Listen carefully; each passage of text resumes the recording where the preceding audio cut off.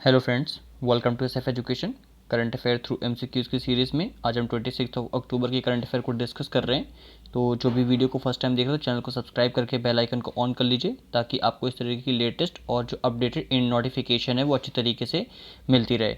ठीक है, चलिए सबसे पहले मार्किंग स्कीम को समझते हैं, उसके बाद अपनी द हिंदू जो पीआईबी की करंट अफेयर की सीरीज़ है इसको आगे बढ़ाएंगे। मार्किंग स्कीम में आपको 6 या 6 से ज़्यादा क्वेश्चन को करेक्ट करना है ताकि आप एक सेफ जोन पे फॉल करिए और प्रीलिम्स का जो एक कट ऑफ मार्क्स होता है वो आप उसको अच्छे तरीके से क्रैक कर जाएं और मेंस के लिए अच्छे तरीके से प्रिपरेशन कर सकें। ठीक है, तो कोशिश करिएगा 6 से ज़्यादा आंसर करेक्ट करें। ठीक है, अगर इससे कम आता है तो वीडियो को एक बार रिवाइज कर लीजिएगा। ठीक है, हाफ एन आवर के बाद और 24 आवर्स के बाद जो भी वीडियो को देखता है उसको everybody needs to revise the video after 24 hours. ठीक है, it is important and compulsory who are watching. ठीक है, तो इसको याद रखिएगा बिकॉज ये आपकी नीड ऑफ एग्जामिनेशन है। ठीक है, जब भी आप एग्जामिनेशन में जाएँ उसके पहले आपकी ये बहुत ज़रूरत होती है इस चीज़ की, तो इसको याद रखिएगा। पहले क्वेश्चन पे चलते हैं, फर्स्ट क्वेश्चन डिस्कस करते हैं। ठीक है, फर्स्ट क्वेश्चन है which of the following indicator is और are major under the global hunger index. तो देखिए अभी हमने लास्ट सेशन में ही ग्लोबल हंगर इंडेक्स के बारे में भी बात की थी। ठीक है, तो अब आपको बताना है कि इनमें से कौन कौन से जो इंडिकेटर्स हैं इसको इसके अंदर रखे जाते हैं, मतलब इसको इसके अंदर काउंट किया जाता है। ठीक है, फर्स्ट है under nutrition, second child wasting, third child mortality. तो कौन सा स्टेटमेंट करेक्ट है आपका? Option A 1 only, option B 2 only, option C 1 and 2 and option D 1, 2 and 3। Video को पॉज करके आंसर दीजिए फिर डिस्कस करते हैं।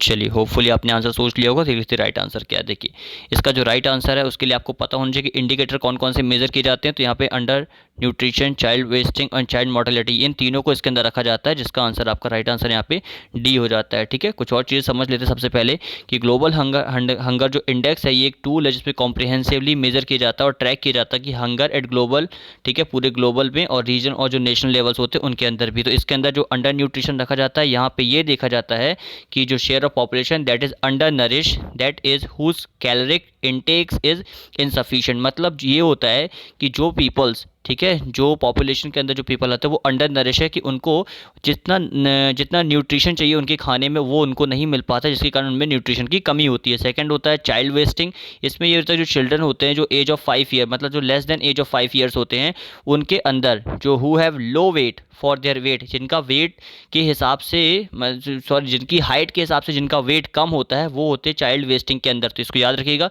कभी कभी ये क्राइटेरिया भी डायरेक्टली देके पूछ लिया जाता है।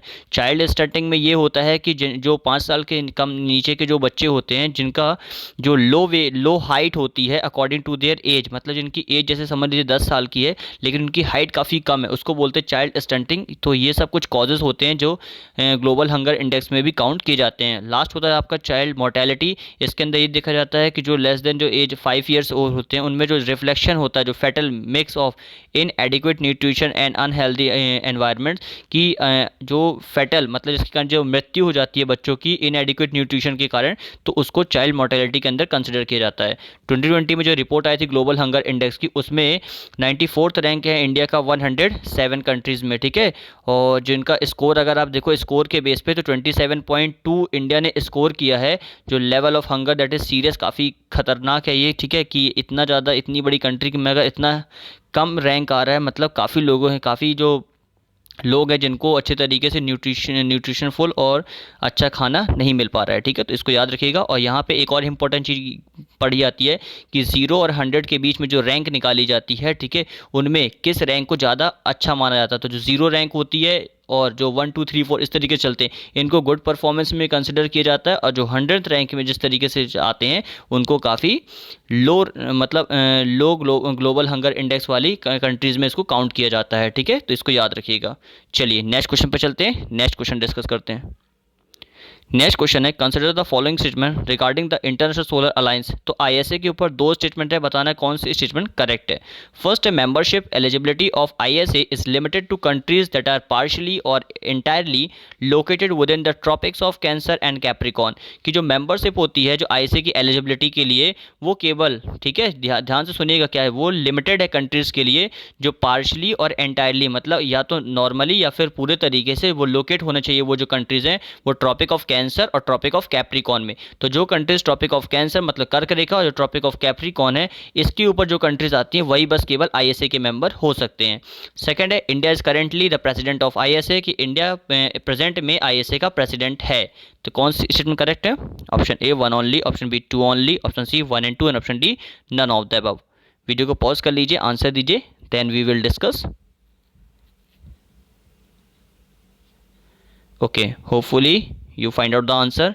चलिए देख लेते हैं। सबसे पहले जो देखिए, जो ये स्टेटमेंट तो आप एक अपने कॉमन सेंस के अकॉर्डिंग इसको इनकरेक्ट कर सकते थे कि ऐसा तो हो ही नहीं सकता कि ऐसी कोई अलायंस वाली ऐसी कोई ऑर्गेनाइजेशन हो जिसके अंदर केवल जो कंट्रीज जो tropic of cancer tropic of Capricorn में फॉल कर रही हैं वही बस इसकी मेंबर हो सकती हैं। तो many of the countries who are the member of ISA which is belonging to the except tropic of Cancer and tropic of Capricorn. ठीक है, तो you have to be remember. तो first will be the wrong answer, तो पहला आपका wrong हो गया। और जो India is currently the president of ISA, तो ये बिल्कुल करेक्ट है। तो राइट आंसर आपका ऑप्शन बी हो जाता है। याद रखिएगा, राइट आंसर ऑप्शन बी है। ठीक है, कुछ और चीज़ समझते हैं कि इंटरनेशनल सोलर अलायंस है, इसको लॉन्च किया गया था jointly by the prime minister of India and the president of France during the COP 21 in Paris. तो पेरिस में जो कोऑपरेशन ऑफ पार्टी 21 हुई थी उसके हिसाब से प्राइम मिनिस्टर ऑफ इंडिया और जो प्रेसिडेंट ऑफ फ्रांस थे इन दोनों ने मिलकर इसको लॉन्च किया गया था। तो पहले स्टेटमेंट आपकी इनकरेक्ट है क्योंकि जो मेंबर है क्राइटेरिया जो इसमें दिया गया लिमिटेड कंट्रीज, ये आपका गलत दिया हुआ है। ठीक है, ये एक्सपेंड है all member of state of the United nation. तो जो यूनाइटेड नेशन के मेंबर भी इसके मेंबर हैं। स्टेटमेंट 2 आपकी करेक्ट है कि इंडिया और जो फ्रांस है वो इलेक्टेड किया था इसको प्रेसिडेंट एंड को president of the international solar alliance. कि याद रखिएगा, इंडिया इसका प्रेसिडेंट है और जो फ्रांस है इसका को प्रेसिडेंट है। ठीक है, और इसमें जो मतलब इंटरनेशनल सोलर अलायंस है ये टर्म होता है, ये 2 years at its third assembly recently, कि अभी 2 साल के बाद इसकी थर्ड असेंबली रिसेंटली हुई है। और एक इंपॉर्टेंट चीज़ जो आपको बता देता हूँ कि ISA is the only organisation whose, ठीक है, whose headquarter in India, जो कहाँ पे है, ये आपका गुरुग्राम में है। ठीक है, तो याद रखिएगा इंटरनेशनल सोलर अलायंस का जो हेड क्वार्टर है ये आपका इंडिया के अंदर ही फॉल करता है, वो भी गुरुग्राम में। तो चलिए अब नेक्स्ट क्वेश्चन पे चलते हैं, नेक्स्ट क्वेश्चन डिस्कस करते हैं। नेक्स्ट क्वेश्चन है who among the following takes oath to preserve protect and defend the constitution. तो आपको बताना है कि ये ओथ कौन लेते हैं। ठीक है, तो जो प्रिजर्व करते हैं, प्रोटेक्ट करते हैं और डिफेंड करते हैं कॉन्स्टिट्यूशन को। Option A governor of state, option B chief justice of supreme court, option C chief minister of state, option D state auditor general of India. ठीक है, तो वीडियो को पॉज कर लीजिए, आंसर दीजिए, फिर डिस्कस करते हैं।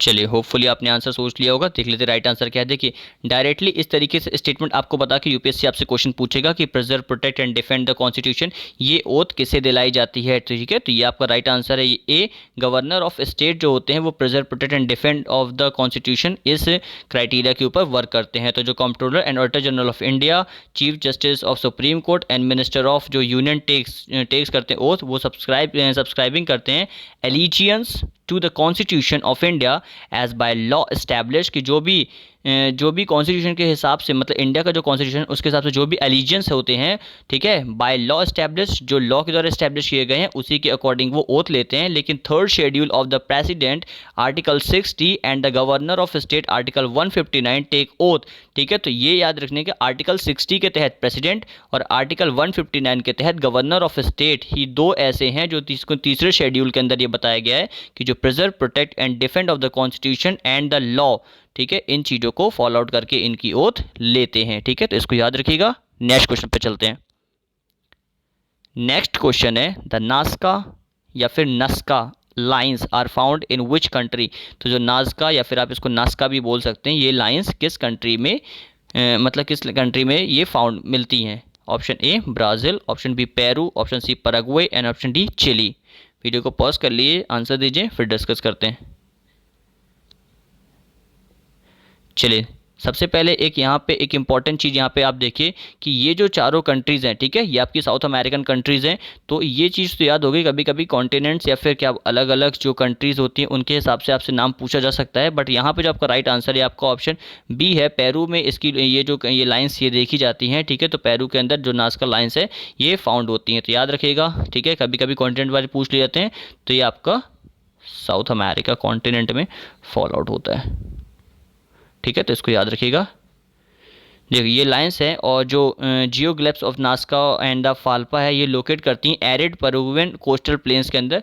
और ये UNESCO world heritage site is the home to the design on the ground created some 2000 years ago. तो 2000 साल पहले इसी ग्राउंड के ऊपर यूनेस्को वर्ल्ड हेरिटेज साइट का होम भी इस तरीके से डिज़ाइन किया गया था। तो ये कुछ चीज़ें हैं जो आप याद रख सकते हैं कि जो इस तरीके जो इंपॉर्टेंट डायरेक्टली नास्का फाल्फा इस तरीके की जो लाइन्स होती हैं ये आपसे पूछ ली जाती है।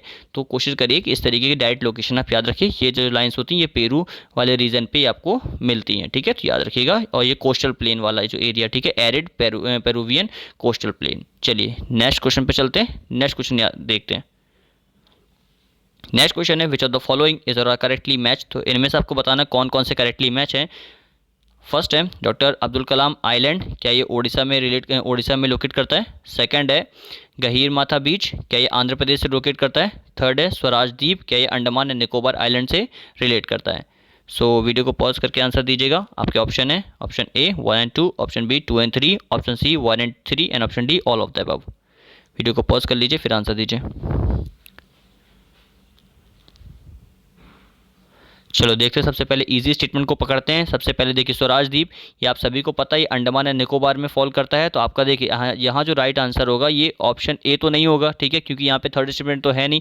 अब फर्स्ट में आते हैं जो डॉक्टर अब्दुल कलाम आइलैंड, ये भी आपको आई थिंक पता ही होगा उड़ीसा में, क्योंकि काफ़ी सारे यहाँ से सैटेलाइट्स लॉन्च किए जाते हैं, ठीक है, तो ये उड़ीसा में रिलेट करते हैं, बिल्कुल करेक्ट है। लेकिन जो गहीर माथा बीच है ये आंध्र प्रदेश में लोकेट नहीं करता, it is also located in the Odisha, ठीक है, तो ये ऑल्सो ओडिशा से ही लोकेट करता है। तो राइट आंसर क्या हो जाएगा, राइट आंसर आपका option C, option C will be your right answer. याद रखिएगा गहीर माथा बीच ये भी ओडिशा से ही रिलेट करता है, ठीक है, तो ये आपको याद रखना है। 2018 में जो 3 आइलैंड थे अंडमान एंड निकोबार के अंदर, जिनका रीनेम किया गया था, जैसे जो रॉस आइलैंड है इसका नाम नेताजी सुभाष चंद्र बोस रखा गया था, ये भी याद रखिएगा। कभी कभी रीनेम आइलैंड के नाम से भी आप पूछ सकते हैं कि जो रॉस आइलैंड है ROSS, इसको नेताजी सुभाष चंद्र बोस आइलैंड द्वीप कहा गया था। जो नील आइलैंड है इसको सहीब द्वीप, एंड जो हैवलॉक आइलैंड है इसको स्वराज द्वीप के नाम से जाना जाता है। तो ये इंपॉर्टेंट है, ये द्वीप के नाम चेंज करके पूछा गया था, तो इसको आप याद रखिएगा। और ये कब किया गया था, तो इन 2018, याद रखिएगा, ठीक है। चलिए नेक्स्ट क्वेश्चन पे चलते हैं, नेक्स्ट क्वेश्चन डिस्कस करते हैं। नेक्स्ट क्वेश्चन है consider the following statement regarding the anaemia मुक्त भारत AMB इंडेक्स, ठीक है, तो अनीमिया मुक्त भारत इंडेक्स के ऊपर 2 स्टेटमेंट है, आपको बताना है कौन सी स्टेटमेंट करेक्ट है। फर्स्ट है it is an initiative of NITI Aayog, कि ये इनिशिएटिव है नीति आयोग का। सेकंड है Haryana has top in the AMB index among all state, कि सभी स्टेट में जो हरियाणा है इसका जो रैंक है सबसे ऊपर है। सो कौन सी स्टेटमेंट करेक्ट है, option A 1 only, option B 2 only, option C 1 and 2 and option D none of the above. Video को पॉज कर लीजिए, आंसर दीजिए, then we will discuss. Okay, hopefully आपने आंसर सोच लिया होगा। देख लेते हैं सबसे पहले, देखिए सबसे पहले देखते हैं कि क्या इस इंडेक्स को नीति आयोग ने पब्लिश किया। देखिए ये गलत है, इसको मिनिस्ट्री ऑफ हेल्थ ने इसको पब्लिश किया, इसको याद रखिएगा। और सेकंड जो आपका क्या हरियाणा इसमें AMB इंडेक्स में टॉप है ऑल स्टेट में, तो ये बिल्कुल करेक्ट है। तो राइट आंसर आपका ऑप्शन बी हो जाता है, ठीक है, तो B will be your right answer. कुछ और चीज़ें यहाँ पे समझते हैं, वो चीज़ों को यहाँ पे देखेंगे। इस चीज़ में 1 आपकी इनकरेक्ट है, क्योंकि एनीमिया मुक्त भारत जो है ये इनिशिएटिव है मिनिस्ट्री ऑफ हेल्थ, जैसा कि मैंने आपको बताया कि ministry of health and family welfare और जो यूनिसेफ है। तो याद रखना दोनों चीज़ों आपसे पूछा जा सकता है कि जो United nation of international children education और जो चिल्ड्रन एजुकेशन फंड है इस ये और जो ministry of health and family welfare, इन दोनों ने मिलकर ही एनीमिया मुक्त भारत इनिशिएटिव को लाया है। और जो हरियाणा है ये 29 स्टेट्स में इसका फर्स्ट रैंक आया है। और anaemia is a condition in which body lack enough healthy red blood cells to carry adequate oxygen to your body tissues. तो याद रखिए एनीमिया आखिर कंडीशन क्या होती है, तो ये वो कंडीशन होती है जिसमें जो बॉडी में होती हैं काफ़ी जो रेड सेल्स, जो रेड ब्लड सेल्स होती हैं, इनकी लैकनेस आ जाती हैं और ये फिर कैरी नहीं कर पाती ऑक्सीजन को, और जिससे क्या होता है, जिससे जो ऑक्सीजन पूरी बॉडी के जो टिश्यूज़ होते हैं वहाँ तक नहीं पहुँच पाते हैं, जिसके कारण ये कॉज हो जाता है एनीमिया का। और एनीमिया एज अ की health concern for young girls and boys across the country, ठीक है, तो ये पूरी मतलब कंट्री में काफ़ी जो यंग गर्ल्स और यंग बॉयज़ में आज की डेट में काफ़ी ज़्यादा इसका सोर्स रहता है कि लोगों को बहुत कम उम्र में ही दिखना कम हो जाता है। और but it is something that has a simple workable solution, कि जो आप ब्लू आयरन फॉलिक एसिड जिसको IFA कहते हैं, tablets once a week and deworming tables every 6 month, कि आप इस तरीके की जो टैबलेट्स हैं इनको वीक में एक बार, या फिर डिवॉर्मिंग टैबलेट्स होती हैं कि 6 मंथ में आप इनको ले सकते हैं। ठीक है, तो ये कुछ इनके सोल्यूशन हो जाते हैं। कुछ और चीज़ समझ लेते हैं इसके बारे में कि देखिए एनीमिया जो प्रेवलेंस है, इसको जो नेशनल फैमिली हेल्थ सर्वे हुआ था, ठीक है, उसके अकॉर्डिंग बताया गया था चिल्ड्रन में 6 to 59 मंथ जो इस तरीके से चिल्ड्रन होते हैं उनके अंदर 58% का इसका कॉज हो सकता है। ठीक है, एडोलेसेंट गर्ल्स अगर 15 to 19 ईयर्स देखें तो 54% इसके चांसेस रहते हैं। ठीक है, एडोलेसेंट अगर बॉयज़ आप देखते हो तो 15 to 19%, तो इसमें थोड़ा सा 29% है। वुमेन अगर वुमेन रिप्रोडक्टिव में देखते हैं, रिप्रोडक्टिव एज जब होती है तब वहाँ पे जो ये एनीमिया वाला प्रेवलेंस होता है 53% होता है। प्रेग्नेंट वुमेन में 50%, और जो लैक्टेटिंग वुमेन्स होती हैं, ठीक है, जो बच्चों को अपना मतलब जो स्तनपान कराती हैं उनमें 58% तक इसको देखा जाता है। ठीक है, तो ये याद रखिएगा, ये कुछ इंपॉर्टेंट इसके बारे में चीज़ें थी। चलिए नेक्स्ट क्वेश्चन पे चलते हैं, नेक्स्ट क्वेश्चन डिस्कस करते हैं। नेक्स्ट क्वेश्चन है which of the following Indian naval project is और आर करेक्टली मैच। कभी कभी डायरेक्टली प्रोजेक्ट भी आपसे डायरेक्ट देखिए क्वेश्चन में पूछा जा सकता है। ठीक है, तो बताना है इनमें से कौन कौन से प्रोजेक्ट हैं जो सही मैच है। फर्स्ट है project 28 Kamorta class anti submarine corvettes, क्या ये Kamorta class anti submarine corvettes से रिलेट करता है। एंड सेकेंड है project 75 Kalvari class of submarine, की कलवरी क्लास ऑफ सबमरीन से रिलेट करता है। तो कौन सी स्टेटमेंट करेक्ट है? Option A 1 only, option B 2 only, option C 1 and 2 और option D none of the above. Video को पॉज कर लीजिए, आंसर दीजिए, देन हम डिस्कस करेंगे फिर।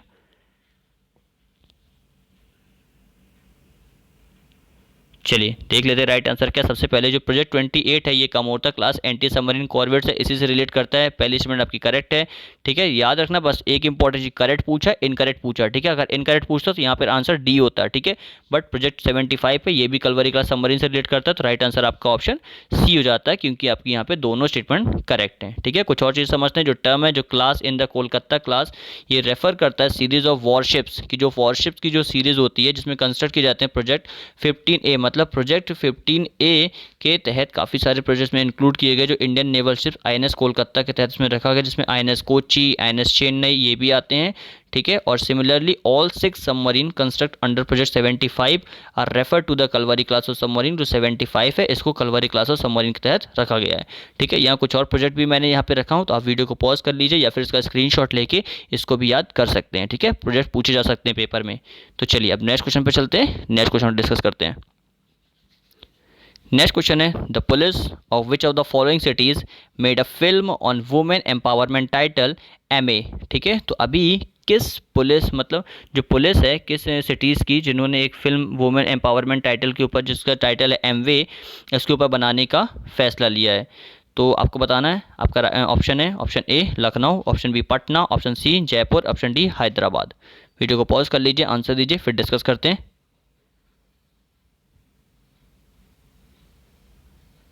चलिए होपफुली आपने आंसर सोच लिया होगा। तो जो पुलिस है हैदराबाद की, एक सेकेंड, जो पुलिस है हैदराबाद की, आपका राइट आंसर है फोर्थ, जिसको डी। ठीक है, डी विल बी और राइट आंसर। जो MW, जिसका टाइटल क्या है, क्वेश्चन पूछा जा सकता है कि MW नाम की फिल्म किसने इसको बनाया है, तो यहाँ आपको कुछ भी दे सकते हैं, बस पुलिस का ऑप्शन यहाँ पे करेक्ट होना चाहिए। ठीक है, पुलिस आपका राइट आंसर है। और किस स्टेट ने इसको किस स्टेट की पुलिस ने इसको बनाया है, तो ये हैदराबाद पुलिस ने इसको बनाया है। तो याद रखना Hyderabad police made a film on women empowerment, title है MW।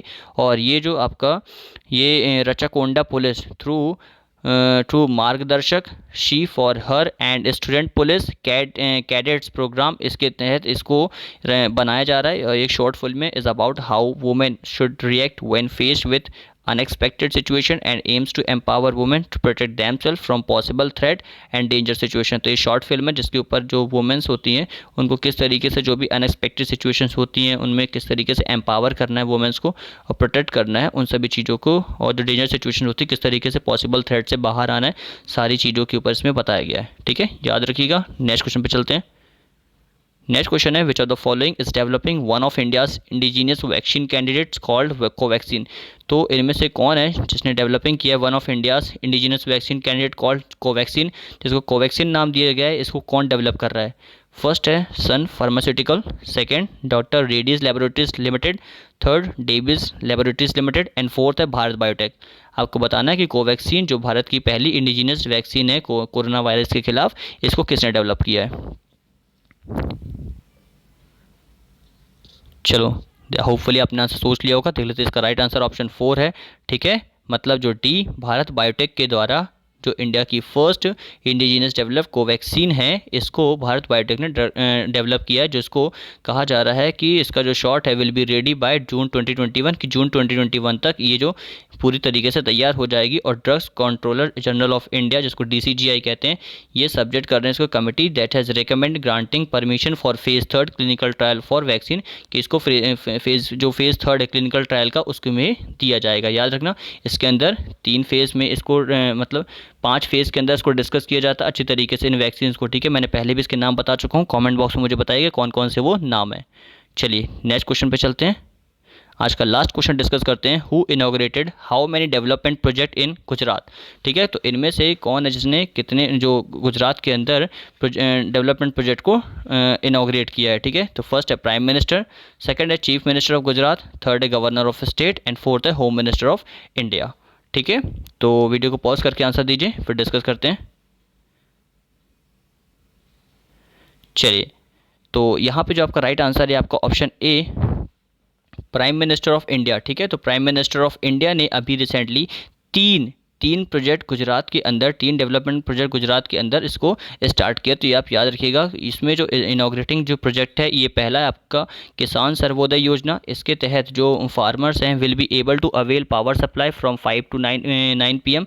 तो याद रखना किसान सर्वोदय योजना, इसके तहत ये पावर सप्लाई प्रोवाइड कराई जाएगी 5 बजे से लेकर रात को 9 बजे तक, ताकि इरीगेशन पर्पस को अच्छे तरीके से फुलफिल किया जा सके। ठीक है, फिर है आपका paediatric heart hospital attached with an UN Mehta institute of cardiology and research centre in Ahmedabad. और इसी के तहत एक अहमदाबाद में एक कार्डियोलॉजी एंड रिसर्च सेंटर को भी ओपन किया जाएगा। ठीक है, तो जो माउंट गिरनार है got a ropeway which is the 4th ropeway in the state. और माउंट गिरनार को है एक रोपवे के तहत इसको जोड़ा जा रहा है, जिसके तहत जो 4th रोपवे होगा स्टेट के अंदर, जिस तरीके से इस तरीके का काम स्टार्ट किया जाएगा। ठीक है, याद रखना गुजरात की कुछ इंपॉर्टेंट चीज़ें देख लीजिए। चीफ मिनिस्टर है वहाँ के विजय रूपाणी। ठीक है, गवर्नर है आचार्य देवव्रत, और रजिस्टर्ड GI टैक्स जो वहाँ पे प्रोवाइड कराए जा चुके हैं, ये है agates of Cambay, Kutch embroidery and Patan patola. तो ये कुछ इंपॉर्टेंट चीज़ें थी गुजरात के बारे में, याद रखना। यहाँ पे 3 डेवलपमेंट प्रोजेक्ट को नरेंद्र मोदी ने इसको स्टार्ट किया है। ठीक है, तो these were the today's important 10 current affairs. Hopefully you will be remember, and what ever your score please comment box में उसको लिख दीजिएगा। ठीक है, ताकि मुझे पता चल जाए कि आपने कितना स्कोर किया है। ठीक है, सो चैनल को सब्सक्राइब करके बेल आइकन को ऑन कर लीजिएगा। ठीक है, चलिए आज के लिए इतना ही। Thank you for watching, have a good day.